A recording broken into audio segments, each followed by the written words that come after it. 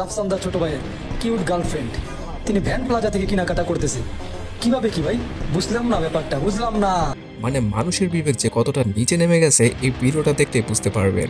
রাফসানদার ছোট ভাইয়ের জিএফ সুনেহরা সে কিন্তু ব্যান থেকেই কাপড় কিনছিল, আর সেই ভিডিওটাই এই ছাপড়িওয়ালা দুই যুবক করে ফেসবুকে দেন, মানে ইন্টারনেটে দেন ভাইরাল হওয়ার জন্য।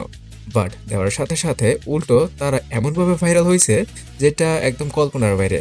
মানুষ ইচ্ছা মতো ধুমায় গালি দিচ্ছে এই দুইটা পোলারে, কারণ ব্যান থেকে কিনলেই কি ছোট লোক হয়ে যায় নাকি? সুনেরা আপু যেমন কিনা ব্র্যান্ডের পোশাক পরে তেমনই ভ্যান থেকেও কিনে, কারণ ভ্যানও ভালো ভালো পোশাক পাওয়া যায়, তাও আবার অনেকটা কম দামে। আমি নিজেই তো ভ্যান থেকে অনেক সময় কাপড় কিনে থাকি, এবং খুব ভালো কোয়ালিটির কাপড় যদি চিনতে পারা যায় তাহলে সেটা কিনলেই জিততে পারা যায়। সো এই ভিডিওটার পরে এই দুজন বালকের ক্যারিয়ার তো পুরোপুরি চাঙ্গে উঠছে, তাও আবার নেগেটিভ দিক দিয়ে। রাফসান ভাইয়া, তুমি ওকে কি টাকা পয়সা দাও না? কি কি কি কি কি আরে বলুন কি